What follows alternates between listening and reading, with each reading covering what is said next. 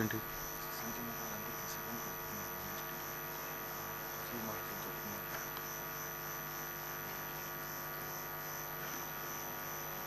Shri Bharat TG.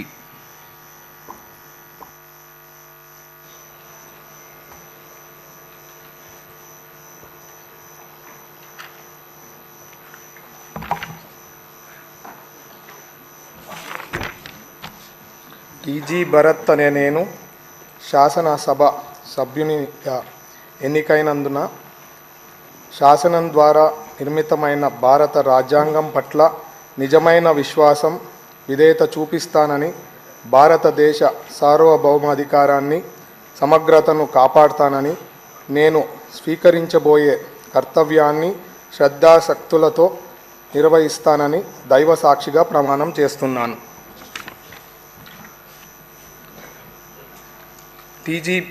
Andhra Pradesh శాసనసభ సభ్యున్నైన TG Bharat అనే నేను సభ నియమాలకు కట్టుబడి ఉంటానని, వాటిని అనుసరిస్తానని, సభ మర్యాదలను పాటిస్తానని, సాంప్రదాయాలను గౌరవిస్తానని దైవ సాక్షిగా ప్రమాణం చేస్తున్నాను.